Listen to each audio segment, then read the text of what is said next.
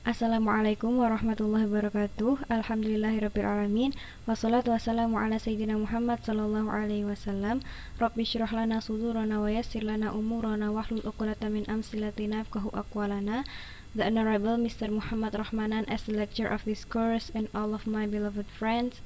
First of all, let's say thanks to Allah subhanahu wa ta'ala who has given us mercy and chance together here, and also let's convey prayers and greetings to our beloved Prophet Muhammad sallallahu alaihi wasallam that has brought us to this blessed religion that is Islam.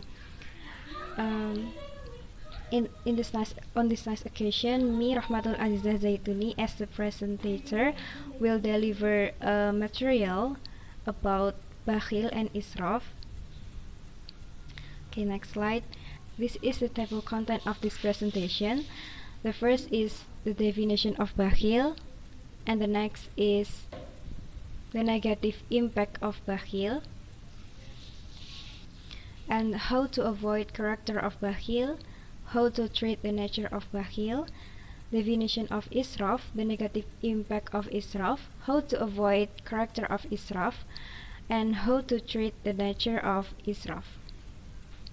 Okay, the first is the definition of bakhil. Bakhil, or we can say it miserly, is withholding property that should be given to others. Al-Jurjani defines bakhil with withholding his own property, namely withholding from giving something to himself and others that actually don't have the right to be detained or prevented. For example, money, food, drink, and others. Jadi yang pertama di sini adalah mengenai pengertian bakhil. Bakhil atau biasa kita sebut dengan kikir itu artinya menahan harta yang seharusnya dikeluarkan kepada orang lain. Al-Jurjani mendefinisikan bakhil dengan menahan hartanya sendiri. Maksudnya yaitu menahan memberikan sesuatu pada diri dan orang lain yang sebenarnya tidak berhak untuk ditahan atau dicegah. Misalnya uang, makanan, minuman, dan lain-lain. Jadi ketika orang memiliki uang atau makanan atau minuman yang mestinya bisa diberikan kepada orang yang lebih membutuhkan, kemudian dia enggan untuk memberikannya, maka itu bisa disebut dengan perilaku bakhil. Dan orang yang dapat menghindari perilaku bakhil ini akan digolongkan sebagai orang yang beruntung. Hal ini sesuai dengan firman Allah dalam Quran surah Al-Hasyr ayat 9. وَمَنْ يُوقَ شُحَّ نَفْسِهِ فَأُولَئِكَ هُمُ الْمُفْلِحُونَ. And whoever is saved from the selfishness of their own souls, it is they who are truly successful. Artinya, dan siapa yang dipelihara dari kekikiran dirinya, mereka itulah orang-orang yang beruntung. Kemudian bakhil itu adalah termasuk sifat tercela karena sifat ini terlahir dari godaan setan. Bakhil dijadikan oleh setan sebagai jalan untuk menuju ke neraka. Ini Allah berfirman dalam Quran surah Al-Isra ayat 29-30, "Wala taj'al yadaka maghlulatan ila 'unuqika wala tabsutha kullal basti fataq'uda maluman mahsura. Inna rabbaka yabsutur rizqa liman yasha' wa yaqdir. Innahu kana bi'ibadihi khabiran basira." Do not be so tight-fisted, for you will be blameworthy, nor so open-handed, for you will end up in poverty. Surely, your Lord gives abundant or limited provisions to whoever He wills. He is certainly all-aware, all-seeing of His servants. Artinya, dan janganlah kamu jadikan tanganmu terbelenggu pada lehermu, dan janganlah kamu terlalu mengulurkannya, karena itu kamu menjadi tercela dan menyesal. Sesungguhnya Tuhanmu melapangkan rezeki kepada siapa yang Dia kehendaki dan menyempitkannya. Sesungguhnya Dia Maha mengetahui, Maha melihat akan hamba-hambanya. And next, there are many examples of the destructions of the bakhil people. One of them is Qarun. Qarun is the king of Bakhil, whose life story is enshrined in the Quran, namely in the Al-Qasas verses 76-82. Jadi ada banyak sekali contoh tentang kehancuran orang-orang yang bakhil. Nah, salah satunya adalah Qarun. Qarun ini kisah hidupnya itu diabadikan dalam Al-Quran, yaitu dalam Quran surah Al-Qasas ayat 76 sampai 82. Mungkin teman-teman bisa baca sendiri di Al-Quran masing-masing. Dan yang perlu kita cermati dari kisah tersebut, dapat kita jadikan suatu pelajaran bahwa bakhil itu dapat membawa kehancuran baik di dunia maupun di akhirat.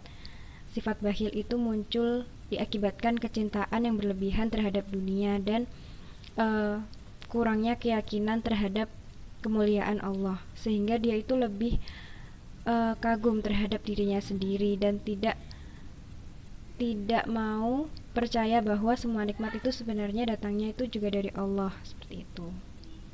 Karena harta yang dimiliki manusia itu semuanya sebenarnya adalah karunia dari Allah, maka sebagai ungkapan kita untuk menunjukkan rasa syukur kita kepada Allah, maka sebaiknya kita mengeluarkan sebagian dari harta kita, sebagian dari karunia Allah itu untuk orang lain dan tidak menahannya, karena jika kita menahannya maka itu termasuk perbuatan yang bakhil, perbuatan yang tercela. And the next is the negative impact of bakhil, atau bahaya dari perilaku bakhil, akibat dari perilaku bakhil. The first is the wealth that is withheld because of misguidance will be hung around his neck on the day of resurrection. Harta yang ditahan karena kebakhilan akan dikalungkan di lehernya di hari kiamat, sebagaimana Quran surah Al-Imran ayat 180, yang artinya harta yang mereka bakhilkan itu akan dikalungkan kelak di lehernya di hari kiamat, dan kepunyaan Allah lah segala warisan yang ada di langit dan di bumi, dan Allah mengetahui apa yang kamu kerjakan. And the next is following the footsteps of devil or syaitan, mengikuti jejak setan. Orang yang bakhil itu sebenarnya mengikuti jejaknya setan, karena mereka mengira bahwa dengan kebakhilannya itu ia dapat membuat hartanya itu selamat dari orang lain. Dan itu terdapat dalam Quran surah Al-Baqarah ayat 268, yang artinya setan menjanjikan atau menakut-nakuti kamu dengan kemiskinan dan menyuruh kamu berbuat kejahatan atau kikir, sedangkan Allah menjadikan untukmu ampunan daripadanya dan karunia, dan Allah maha luas karunianya lagi maha mengetahui. And the next is barred from entering heaven. Ini ada dalam hadis riwayat Tirmizi, yang artinya tidak akan masuk surga orang-orang yang menipu, bakhil atau kikir, dan orang-orang yang buruk mengurusi miliknya. Jadi Rasulullah telah menegaskan bahwa orang yang kikir itu tidak akan masuk surga. And the next is sustenance becomes narrow, atau rezeki menjadi sempit. Orang yang mempunyai sifat kikir atau bakhil itu mengira bahwa dengan dia tidak memberikan hartanya kepada orang lain, dengan kebakhilannya itu dia akan menjadi kaya, padahal yang terjadi sesungguhnya itu dia itu sudah disempitkan rezekinya, sudah disempitkan hidupnya, karena dalam jiwanya selalu merasa sempit, selalu merasa tidak berkecukupan atas harta yang dimilikinya. Hal ini terdapat dalam hadis, dijelaskan dalam hadis riwayat Bukhari, yang artinya dari Asma radhiyallahu anha, ia berkata, Nabi Shallallahu alaihi wasallam berpesan kepadaku, janganlah kamu bakhil yang menyebabkan kamu disempitkan rezekimu. And the next is causing havoc, menimbulkan malapetaka. Perilaku bakhil itu dapat menimbulkan malapetaka yang besar terhadap masyarakat, terhadap kemanusiaan, karena perilaku ini bisa menimbulkan rasa iri hati dan rasa dengki dalam jiwa orang-orang yang fakir miskin terhadap orang-orang kaya yang bakhil, yang tidak mau memberikan hartanya kepada orang lain. Nah, sebagai akibatnya orang-orang miskin itu akan mencari kesempatan yang tepat untuk melampiaskan rasa dengkinya terhadap orang-orang kaya yang bakhil dan berusaha mencari jalan untuk menghancurkan harta kekayaan mereka. Intinya, orang-orang yang miskin itu tidak suka dengan mereka orang-orang kaya yang bakhil.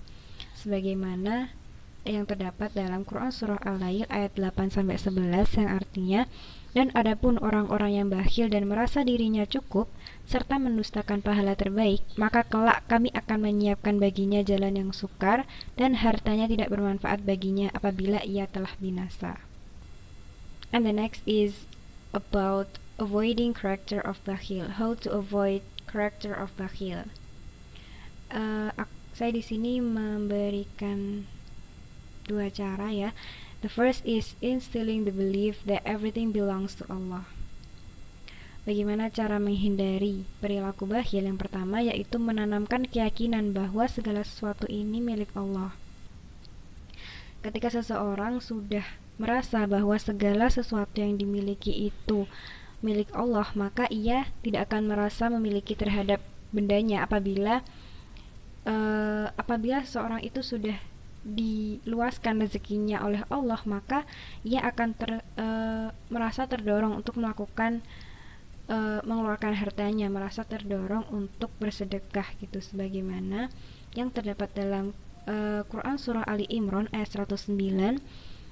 Walillahi fis samawati wa ma fil ard, walillahi ma fis samawati wa ma fil ard, wa ilallahi turja'ul umur. To Allah alone belongs whatever is in the heavens and whatever is on the earth, and to Allah all matters will be returned for judgment. Yang artinya, kepunyaan Allah lah segala yang ada di langit dan di bumi, dan kepada Allah lah dikembalikan segala urusan. And the next is increase gratitude, atau memperbanyak rasa syukur. Allah berfirman, wa itta'adzana rabbukum la in syakartum la azidannakum wa la in kafartum inna adzabi lasyadid. And remember when your Lord proclaimed, if you are grateful, I will certainly give you more, but if you are ungrateful, surely my punishment is severe.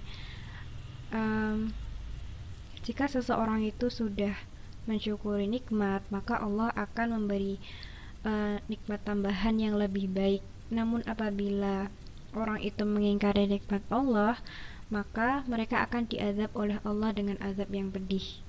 Karena sesungguhnya kesyukuran manusia itu hakikatnya mensyukuri dirinya sendiri. And the next is how to treat the nature of bakhil. The first, carry out social activities by increasing infaq and sadaqah. The fondness for participating in social activities through infaq and sadaqah will erode the mischievous behavior caused by the love of wealth, so that the spiritual disease will disappear by itself, and in the hereafter will be free from hellfire. Yang pertama yaitu dengan melakukan kegiatan sosial dengan memperbanyak infak dan sedekah. Kegemaran mengikuti kegiatan sosial melalui infak dan sedekah akan mengikis perilaku bakhil yang disebabkan oleh kecintaan terhadap harta, sehingga penyakit ini dapat hilang dan di akhirat nanti ia akan terbebas dari api neraka, sebagaimana sabda Nabi Muhammad SAW yang artinya, dari Adi bin Hatim ia berkata, saya mendengar Rasulullah SAW bersabda, jagalah dirimu dari api neraka walau dengan sedekah separuh biji kurma. Hadis riwayat Bukhari. And the next is asking for Allah's protection from miserliness. Yang selanjutnya yaitu dengan memohon perlindungan kepada Allah dari sifat bakhil atau kikir.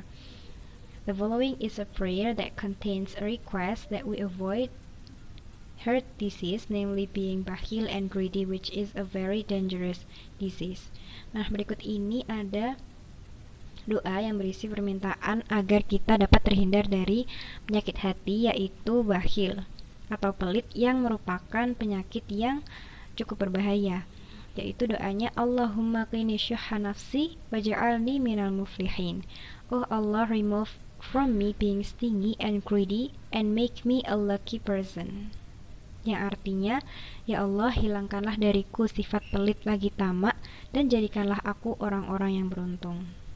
Okay, the next material is about israf. The first is the definition of israf. Israf comes from the Arabic asrafa yusrifu israfan, which means to rejoice the point of exaggerations.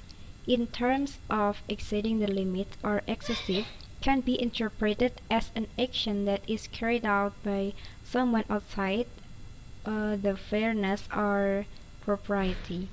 Yang pertama yaitu mengenai pengertian israf. Israf itu berasal dari bahasa Arab asrafa yusrifu israfan, yang berarti bersukaria sampai melewati batas atau berlebih-lebihan. Nah, secara istilah melampaui batas atau berlebihan itu dapat diartikan sebagai suatu tindakan yang dilakukan seseorang di luar kewajaran atau kepatutan. Israf juga dapat berarti menggunakan harta untuk sesuatu yang benar namun melebihi batas yang dibenarkan, misalnya makan atau minum secara berlebihan. The basis for the prohibition of israf is contained in the Quran.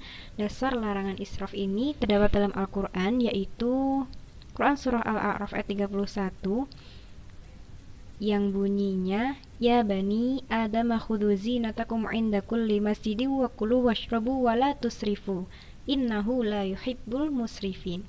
O children of Adam, take your adornment, like wear your clothing at every masjid, and eat and drink, but be not excessive. Indeed, he likes not those who commit excess. Yang artinya, hai anak Adam, pakailah pakaianmu yang indah di setiap memasuki masjid, makan dan minumlah, dan janganlah berlebih-lebihan. Sesungguhnya Allah tidak menyukai orang-orang yang berlebih-lebihan. Ayat tadi menjelaskan bahwa ada larangan untuk makan dan minum dan berpakaian dan bersedekah secara berlebihan. Sesuatu yang dilarang oleh Allah dan Rasul itu pasti ada mudaratnya juga bagi manusia. Oleh karena itu Islam itu menganjurkan hidup sederhana dan tidak berlebih-lebihan. And the following are some examples of israf actions. The first is israf in eating and drinking. Jadi berikut ini ada beberapa contoh dari perbuatan israf. Yang pertama, israf dalam hal makan dan minum. Misalnya yaitu mengonsumsi makanan melebihi nutrisi yang dibutuhkan tubuh, termasuk ya bermewah-mewahan dalam makan dan minum. And the next is israf in dressing. Israf dalam berpakaian, misalnya memakai pakaian dengan mode pakaian yang tidak sesuai dengan syariat Islam, misalnya terlalu panjang banget atau terlalu kecil. And the next is israf in the use of water. Israf dalam penggunaan air, misalnya mencuci piring atau mencuci pakaian dengan menggunakan air yang berlebihan, atau membiarkan keran air itu terbuka sehingga air terbuang dan tidak dipakai gitu. And the next is israf in the use of electricity, yaitu israf dalam penggunaan listrik, misalnya tidak mematikan lampu setelah selesai dipakai, atau tidak mematikan kipas angin setelah tidak dipakai, dan lain-lain. And the next is israf in the use of communication tools. Israf dalam penggunaan alat komunikasi, misalnya mengobrol dengan ponsel berlama-lama, atau bermain game online terlalu lama, dan lain-lain, sehingga melupakan waktu sholat, melupakan waktu istirahat, waktu belajar, dan lain-lain. And the next is israf in worship, atau israf dalam ibadah, misalnya melaksanakan sholat tahajud semalaman sehingga ketiduran dan tidak melaksanakan sholat subuh. And the next is exaggerating in all permissible actions so as to defeat the sunnah and the obligatory. Berlebih-lebihan dalam segala perbuatan mubah sehingga mengalahkan yang sunnah dan wajib. Semua itu harus dihindari. Okay, next slide is about the negative impact of israf.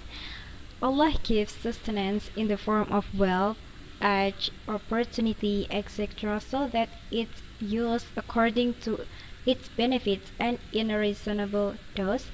It should not be excessive. If it exceeds the benefits and a reasonable dose, it will create an imbalance in the individual concerned and the environment.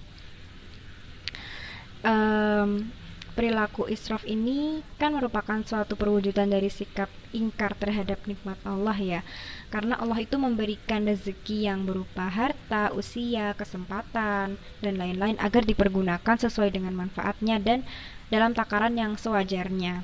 tidak berlebih-lebihan. Apabila melampaui manfaat dan takaran yang diwajarkan, maka akan memunculkan ketidakseimbangan pada individunya maupun lingkungannya. Misalnya, ada orang yang diberikan kecukupan rezeki, maka rezeki yang dimiliki itu harus digunakan sesuai dengan kebutuhan yang dia punya gitu, bukan didasarkan pada faktor kesenangannya sehingga dapat menyebabkan ia melakukan suatu hal yang berlebih-lebihan.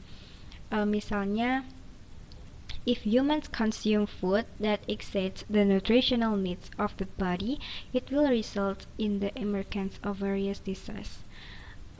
Israf behavior can also lead to social jealousy, which can trigger social insecurity. Kebutuhan asupan gizi dan nutrisi dalam tubuh manusia itu kan sudah ada takarannya. Nah, apabila asupan gizi dan nutrisinya itu sudah terpenuhi sesuai dengan takaran itu, maka sebenarnya itu udah cukup.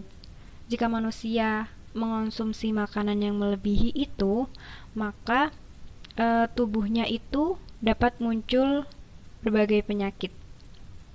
Dan selain mengenai makanan, perilaku israf ini juga dapat memunculkan kecemburuan sosial yang dapat memicu konflik sosial, sebagaimana misalnya di tengah-tengah masyarakat kan ada yang miskin, ada yang kaya, dan apabila si orang kaya ini selalu berlaku berlebih-lebihan, maka bisa jadi orang yang miskin itu bakal ngerasa sakit, kayak cemburu gitu loh.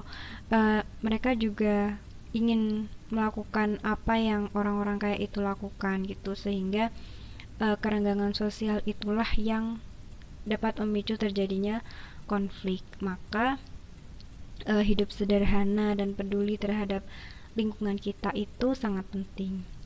And israf can lead to greedy behavior. This greedy behavior will trigger other bad behavior, namely just giving any means to fulfill his greed. Israf dapat menimbulkan perilaku rakus. Dari perilaku rakus ini akan memicu perilaku buruk lainnya, yaitu menghalalkan segala cara untuk memenuhi kerakusannya itu. And the next is how to avoid israf. Avoiding israf. Among the efforts to avoid israf attitude is to perform acts of worship consistently or continuously, even if a little. This charity is the most beloved of deeds to Allah Subhanahu wa Ta'ala, and apart from that, another effort is to live modestly and not always follow lust. Jadi, bagaimana cara menghindari sikap israf atau upaya-upaya yang bisa kita lakukan untuk menghindari sikap israf? Di antara upaya dalam menghindari sikap israf yaitu melakukan amal ibadah secara istiqomah ataupun terus-menerus meskipun itu cuma sedikit. Nah, amal tersebut itu merupakan amal yang paling disukai oleh Allah, walaupun sedikit tapi terus-menerus. Selain itu, upaya yang lain yang dapat kita lakukan adalah hidup dengan sederhana dan tidak selalu mengikuti hawa nafsu. Dengan hidup sederhana dapat mengendalikan setiap muslim dari sikap israf, sebagaimana firman Allah, وَالَّذِينَ إِذَا أَنْفَقُوا لَمْ يُسْرِفُوا وَلَمْ يَقْتُرُوا وَكَانَ بَيْنَ ذَلِكَ قَوَامًا. They are those who spend neither wastefully nor stingy, but moderately in between. Dan orang-orang yang apabila membelanjakan harta, mereka tidak berlebihan dan tidak pula kikir, dan adalah pembelanjaan itu di tengah-tengah adalah yang demikian. Okay, so the last material is how to treat or remove the nature of israf. The first is practice managing all expenses by using good management, or for those who are excessive, they should regulate meal portions. Yang pertama yaitu dengan berlatih untuk mengatur segala pengeluaran dengan menggunakan manajemen yang baik, dan untuk yang berlebihan hendaknya mengatur porsi makanan. Maksudnya, ketika kita ingin membelanjakan uang kita, maka kita juga harus membuat manajemen keuangan. Maksudnya berpikir-pikir dulu apakah ini benar-benar kita butuhkan atau cuman keinginan saja. Kemudian untuk mengenai makanan juga kita makan dengan secukupnya sesuai dengan porsi yang kita butuhkan. And the next is understand all the consequences of israf, yaitu memahami segala akibat yang ditimbulkan oleh israf seperti yang sudah saya jelaskan sebelumnya. And the next is remembering the situation when sick, poor, or thinking about the consequences in the future. Mengingat keadaan ketika kita sakit atau ketika kita fakir atau tidak mempunyai uang, atau memikirkan tentang akibat dari perbuatan yang kita lakukan di masa depan nanti bagaimana jika misalnya orang ini terus-terusan berbuat israf, maka ia harus memikirkan bagaimana ke depannya gitu. And the next is distributing excess wealth through zakat, infak, or sodakoh as sunnah. Infak every time you get sustenance. Menyalurkan kelebihan harta melalui zakat, infak, atau sedekah sebagai infak sunnah setiap kali mendapatkan rezeki. Jadi sebenarnya ini juga perlu dilatih ya untuk kita mengeluarkan sedekah. Tidak harus langsung banyak ratusan ribu, kita bisa memulainya dengan 1.000, 2.000 mungkin setiap minggu atau setiap hari gitu. I think that's all material that I can explain today. I'm sorry if there are some mistakes that have been done. And thank you all. Wassalamualaikum warahmatullahi wabarakatuh.